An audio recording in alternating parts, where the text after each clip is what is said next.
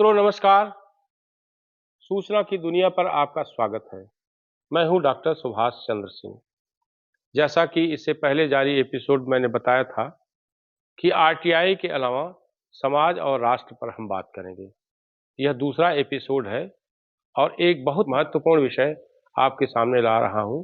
वह विषय है असम विधानसभा में नया कानून लाया गया है मुस्लिम लड़के लड़कियों की शादी और तलाक के संदर्भ में। लेकिन उससे पहले 1935 में जो कानून अंग्रेजों ने बनाया था विशेष रूप से मुसलमानों के लिए, उसका नाम था मुस्लिम विवाह एवं तलाक अधिनियम।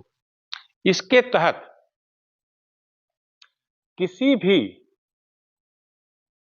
उम्र के लड़के लड़की, किसी भी का मतलब है ना 10-12 वर्ष या उससे ऊपर, ये लड़की लड़कियों का विवाह जो है होता था और उसी हिसाब से उनका तलाक भी होता था।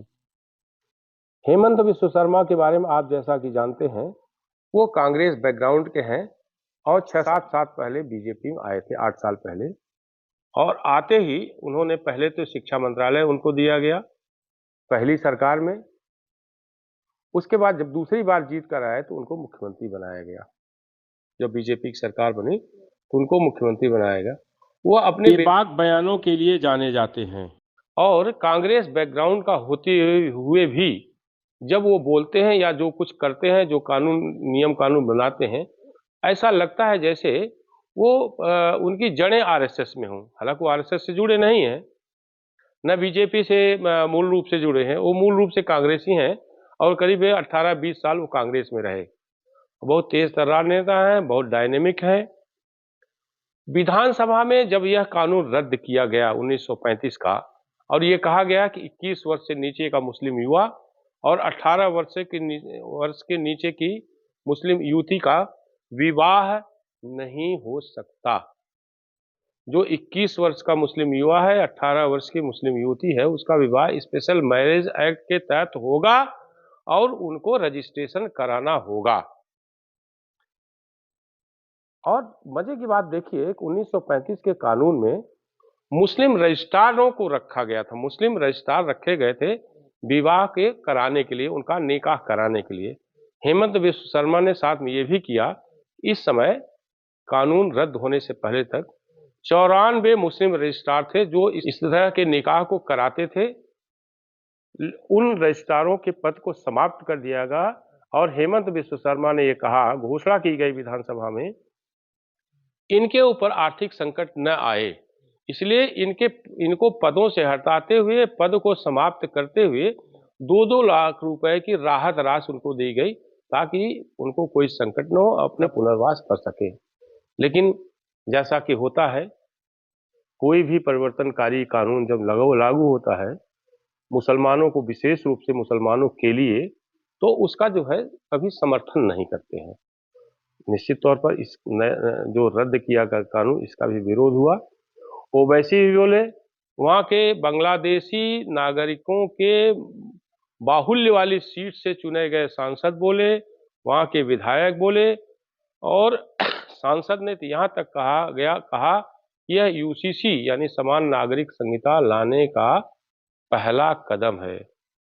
और ओवैसी बोले कि हमारे दीन को हमसे छीना जा रहा है, जो हम नहीं होने देंगे। जब विधानसभा में ज्यादा बवेला हुआ, हेमंत शर्मा ने जो रौद्र रूप दिखाया, वह योगी के विधानसभा में दिए गए जो भाषण था, जो उनका रौद्र रूप था, हूबहू वैसा ही रौद्र रूप जो है वो हेमंत बिस्व शर्मा का था।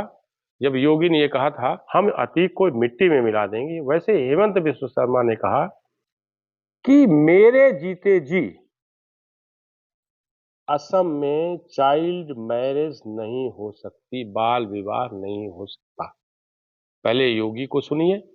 जिस अतीक अहमद के खिलाफ पीड़ित परिवारों ने मुकदमा दर्ज कराया, उसके परिवार के खिलाफ, वह समाजवादी पार्टी के द्वारा पोषित माफिया है और उसकी कमर को तोड़ने का काम हमारी सरकार ने किया है। और फिर मैं कहता हूं, इसे हाउस में कह रहा हूं, इस माफिया को मिट्टी में मिला देंगे। योगी को आपने सुन लिया। उसके बाद अब हेमंत बिश्व शर्मा को सुनिए। आप लोग सुन लीजिए, असम में चाइल्ड मैरिज नहीं होने दूंगा जब तक मैं जिंदा हूं।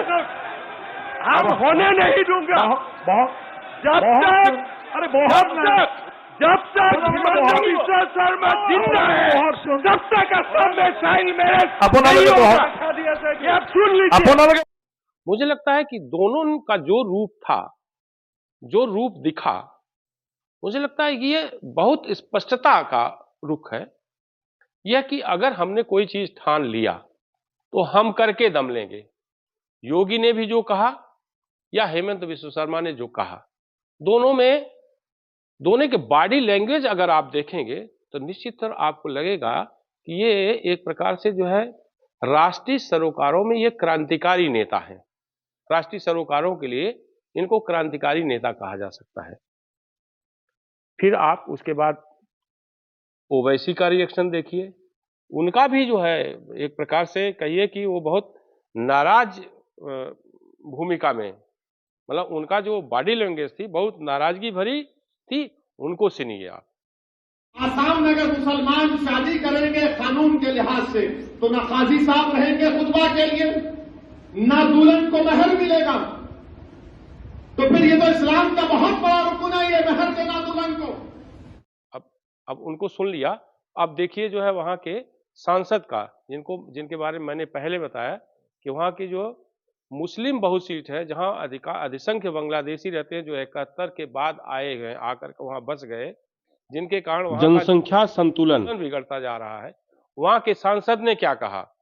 मुसलमानों को भड़का के अपना वोट वो लोग पोलराइज कराना चाहते हैं, जो मुसलमान नहीं हो रहे। असम पहले 3 तलाक, उसके बाद ये और भी बहुत कुछ है। असम में यूसीसी लाने का एक पहल है, पहला स्टेप है। यूसीसी लाने का पहला स्टेप।